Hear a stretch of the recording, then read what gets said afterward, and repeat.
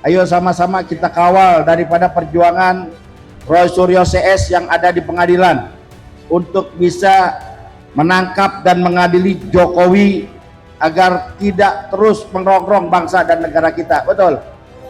Ini yang bikin gaduh bangsa kita, 3 orang yang ijazahnya nggak jelas. Jokowi ijazahnya nggak jelas. Betul. Gibran ijazahnya nggak jelas. Betul. Rismon ijazahnya nggak jelas juga. Jadi yang bikin gaduh bangsa kita ini orang yang ijazahnya nggak jelas, 3-tiganya. Ini kerok semua ini. Baik, assalamualaikum warahmatullahi wabarakatuh. Alhamdulillahirabbil alamin, salatu wassalamu ala asrofil anbiya'i wal mursalin Sayyidina Muhammadin wa ala alihi wa sahbihi ajma'in, amma ba'd. Para tokoh, para sesepuh, para pejuang, para emak-emak yang sampai saat ini tidak pernah lelah dalam bergerak untuk selalu mengawal pejuang-pejuang yang selama ini masih terus bergerak untuk bisa menegakkan kebenaran dan keadilan di negara kita ini.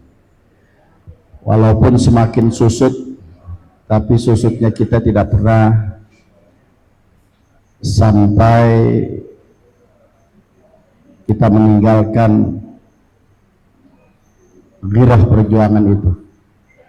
Ya, saya melihat masih banyak mereka yang di luar sana sebetulnya ingin bergerak, cuma mereka menunggu arahan, menunggu komando, menunggu instruksi yang sampai detik ini mungkin masih dikonsolidasikan.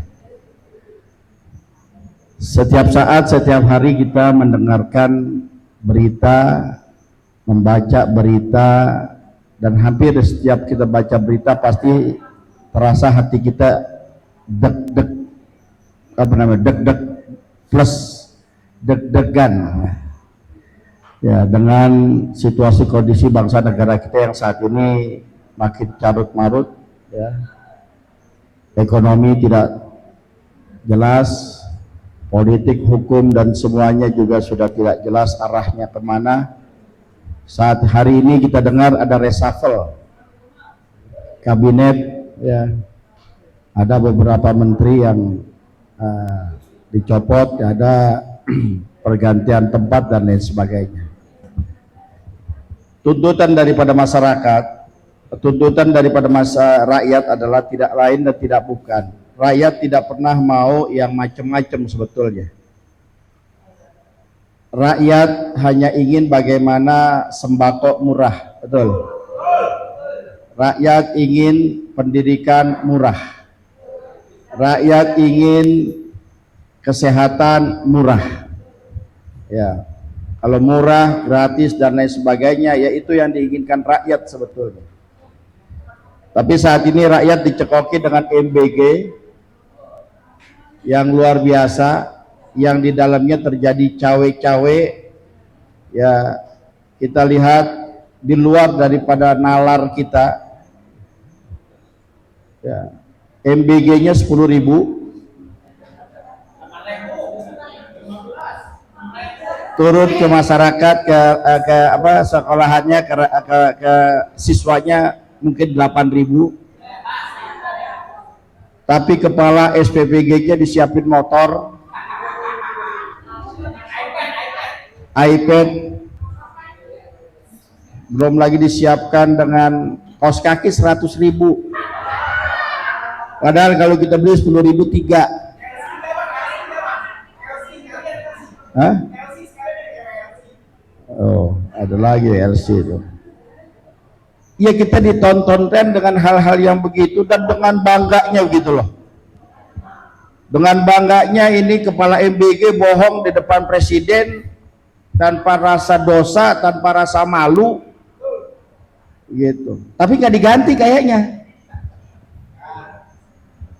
Jadi sebetulnya proyek MBG ini proyek memang untuk masyarakat, untuk rakyat, atau buat persiapan 2029.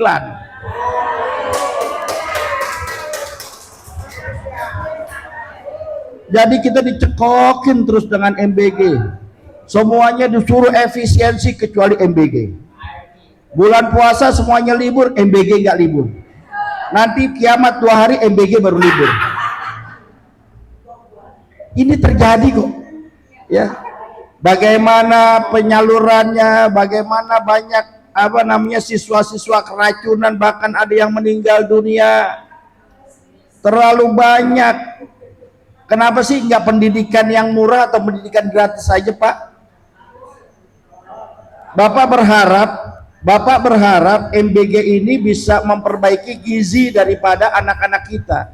Sementara yang diberikan kepada anak-anak kita tidak memenuhi gizi. Terus berharap nanti berhasil di 20-30 tahun yang akan datang. Sementara yang diberikan gizinya begitu. Coba kalau dari sekarang pendidikan gratis, kesehatan gratis, maka bisa dipastikan ke depannya sudah tidak ada lagi rakyat Indonesia yang tidak sekolah, yang tidak kuliah. Karena apa? Semuanya gratis, betul. Tapi sekarang semuanya terlalu mahal. Ada yang janji kalau partai ini menang, maka BPJS akan gratis. Jangan kata gratis, bayar aja. Ribetnya luar biasa. Bagaimana gratisnya? Bayar saja. Negara masih utang triliunan. Bagaimana kalau digratiskan? Ini banyak yang tidak masuk akal lah semua. Maka dari itu, para pejuang, jangan pernah lelah, jangan pernah merasa letih, jangan pernah merasa kita mundur ya dalam menegakkan kebenaran dan keadilan di negara kita ini. Kalau bukan kita, siapa lagi? Kalau bukan kita, siapa lagi yang peduli akan nasib bangsa kita ini? Ya, para pejuang kita, para founding father kita, para syuhada kita yang sudah memerdekakan bangsa negara kita dari berbagai macam penjajahan. Para pahlawan kita tidak mengharapkan dia mendapatkan bintang jasa, dia tidak mengharapkan bintang kehormatan, dia tidak mengharapkan mendapatkan bintang Mahaputra. Para pahlawan kita hanya mengharapkan Indonesia terbebas dari penjajahan, merdeka, berdaulat, adil dan makmur, rakyatnya sejahtera. Hanya itu.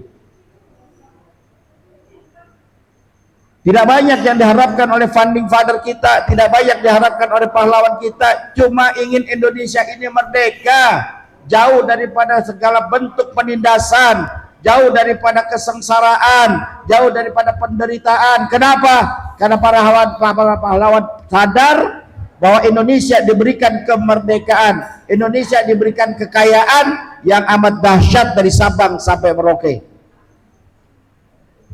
Coba apa yang tidak ada di bangsa Indonesia saat ini? Kekayaan alamnya luar biasa. Tambangnya, nikelnya, boksitnya, batu baranya, emasnya, uraniumnya, semuanya ada di bangsa Indonesia. Apa yang tidak ada?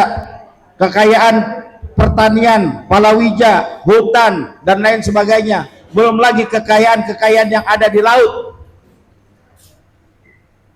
Siapa bilang Indonesia miskin? Siapa bilang Indonesia ini tidak mempunyai kekayaan? Indonesia amat dahsyat, tapi 60% daripada rakyat Indonesia saat ini berada di bawah garis kemiskinan. Ini ada yang salah dalam pengelolaan kita berbangsa dan bernegara.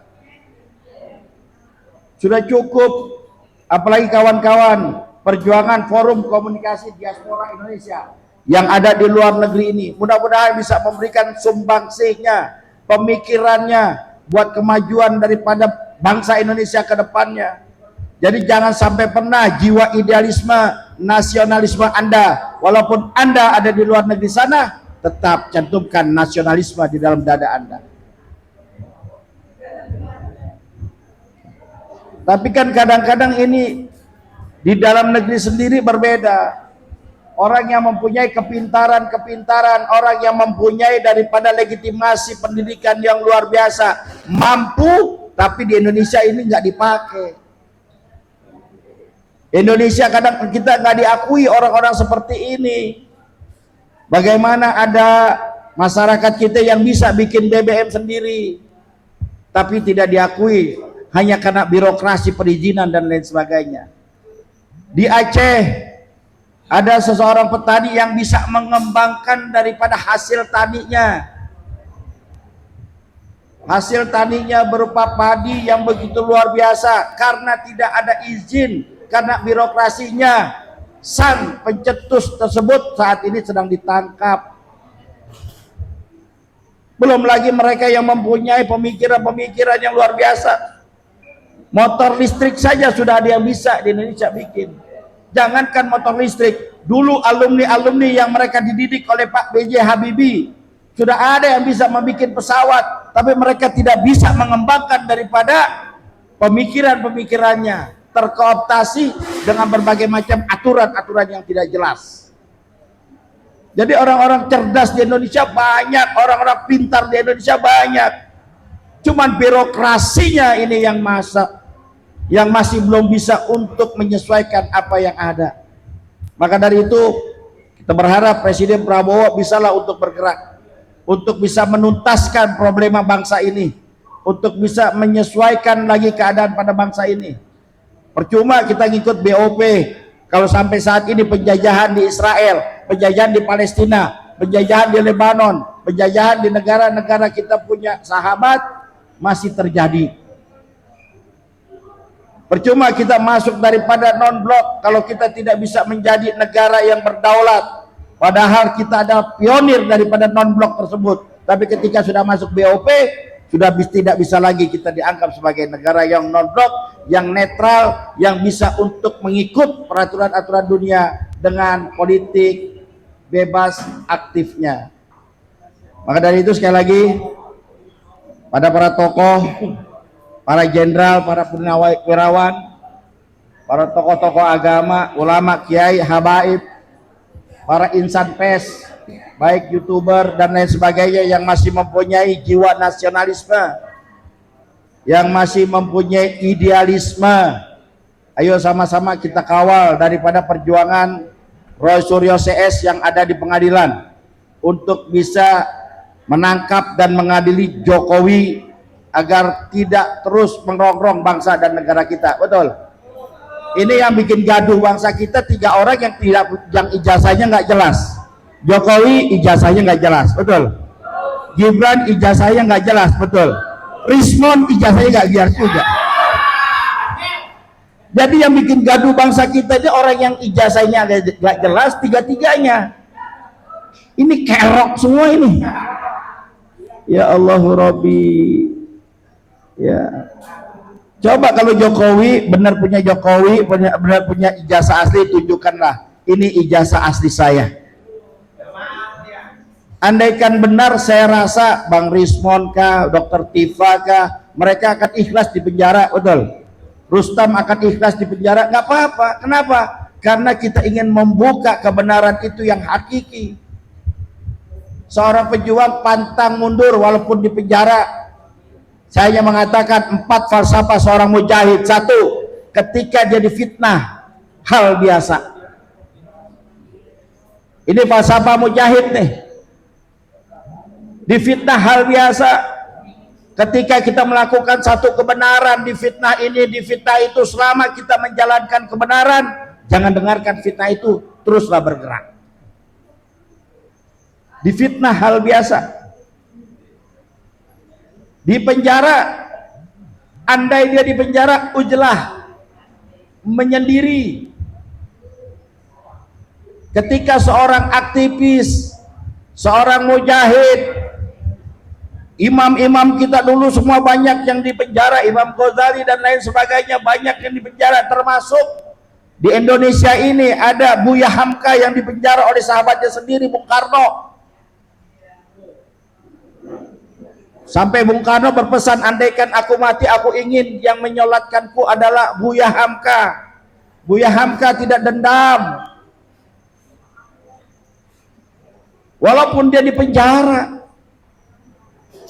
Di penjara seorang aktivis, dia bisa tenang di dalam penjara, dia bisa menuliskan buku, dia bisa menuliskan karangannya, dia lebih tetap bisa istiqomah takarrub ilallah.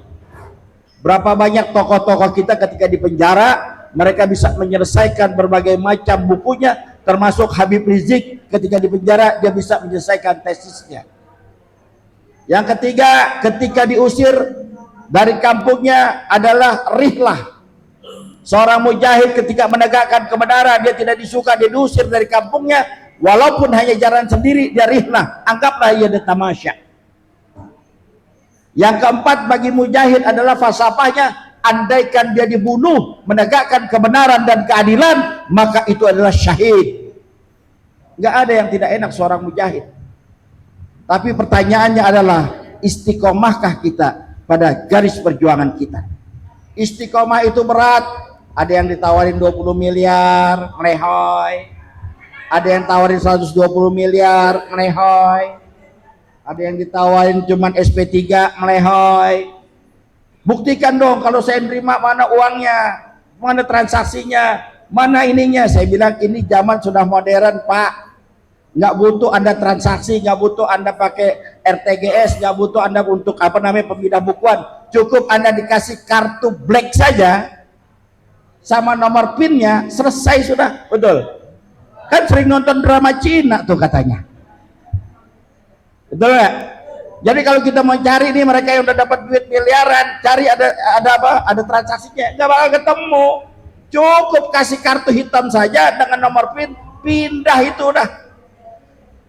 Betul, betul. Ya udahlah buat muhasabah kalau mereka yang tidak istiqomah, berat memang istiqomah. Kalau nggak mau berjuang, bilang aja dari pertama nggak mau berjuang gitu, nggak ngerepotin yang lain. Terima kasih. Assalamualaikum warahmatullahi wabarakatuh. Terima kasih Ustaz Eka. Berikutnya mohon sediaan dari Pak Laksamana Pertama TNI Purnawirawan Bapak Muryono Aladin. Mohon Pak.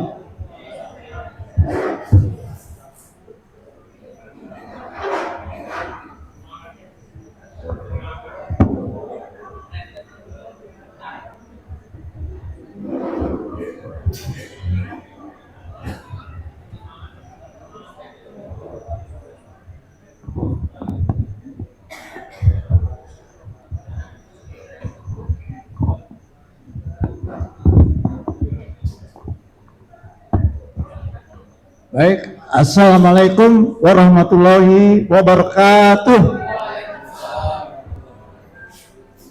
Bapak-bapak, ibu-ibu sekalian sangat saya hormati.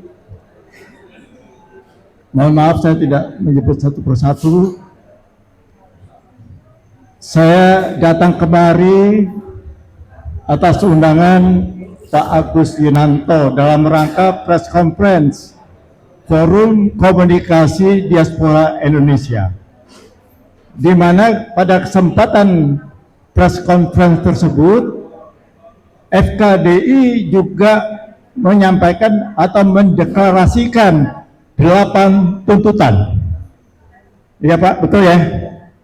Nah, saya baru baca 8 tuntutan tersebut. Ya, ini mohon maaf Pak. Ini 8 tuntutannya terlampau halus Pak. Ini kepada pemerintah seperti ini kita harus keras Pak. Kalau nggak keras nggak didengar, keras saja nggak didengar, apalagi halus. Tapi walaupun demikian, apa yang disampaikan oleh 8 tuntutan dari teman-teman FKDI ini patut kita dukung, karena semuanya adalah memang arah tujuan kita semua ke sana. Hanya ada satu kurang ya Pak. Kurangnya apa? Kurangnya tidak ada majukan Gibran. Justru majukan Gibran adalah sasaran utama kita, karena inilah yang membahayakan kita, dan ini yang membahayakan Pak Prabowo. Pak Prabowo di tanduk ini. Pak Gibran sekarang sedang mengkonsolidasikan diri, memperkuat diri dengan membentuk di 34 provinsi relawan pendukung Gibran. Ini sangat bahaya. Ini harus kita batalkan, kita gagalkan. Ini salah satu biang kerok 11-12 sama ayahnya. Biang keroknya jelas ayahnya. Ini sama, ini harus kita majukan. Ya Pak Ustadz Eka Jaya, Pak Ustadz Asep ya. Ini penting ini. Apa yang sampai kita Pak Ustadz Eka Jaya itu semua benar. Itu yang kita wujudkan ketika kita sudah bisa menata kelola ini dengan baik. Jadi saya mohon kepada Bapak Ibu sekalian, para pejuang, jangan lupa Gibran dimajukan. Ya, itu paling penting itu. Gibran harus dimajukan. Ini membahayakan posisi dari Presiden Prabowo. Saya yakin dia sudah mulai cari kasakusuk bagaimana supaya Pak Prabowo selesai sebelum waktunya, sehingga Gibran bisa menggantikan. Pasti sudah ada rencana seperti itu. Kemudian yang kedua, kita jangan lupa walaupun di dalam tuntutan juga ada adili Jokowi, ini tetap kita gaungkan terus. Tangkap, adili Jokowi, kita gaung terus. Jadi 2 poin itu, angkat dan adili Jokowi, dan satu lagi adalah maju Gibran. Itu harus menjadi tujuan utama perjuangan kita. Kalau itu sudah bisa kita laksanakan dan bisa terwujud, insya Allah kita bisa memperbaiki tata kelola negara ini, dan kita bisa membantu Pak Prabowo untuk memperbaiki tata kelola negara ini. Dan apa yang tadi disampaikan oleh Pak Ustadz Eka Jaya, mungkin dari tadi ada Pak Asep, mungkin sama ya kurang lebihnya, bagaimana kita bisa mensejahterakan rakyat kita. Ya, pasti itu akan dapat kita wujudkan. Jadi kalau saya, 2 poin ini harus menjadi sasaran utama kita. Gaungkan terus, karena selama ini di sosmed yang ada adalah majukan Prabowo. Apa tidak bikin senang geng Solo? Geng Solo justru akan mendukung kalau Prabowo dimajukan, dan mereka langsung siap-siap. Pak Gibran tidak pernah disenggol sama sekali. Jadi dia tenang-tenang dan mengkonsolidasikan diri untuk memperkuat diri, untuk mungkin dia sudah siap-siap untuk menerima estafet dari Prabowo. Ini yang bahaya. Jadi kita gagalkan Gibran menjadi RI 1, atau kita gagalkan Gibran menjadi Wapres. Sebelum waktunya harus kita bisa majukan. Saya tidak banyak yang ingin saya sampaikan, bahwa baik kami dari GMKR maupun dari FPP TNI tujuannya sama kita semua. Kita yang berada di sini satu tujuan, satu irama, dan satu wawasan yang harus kita perbaiki tata kelola negara ini. Demikian dari saya, singkat saja. Wassalamualaikum warahmatullahi wabarakatuh.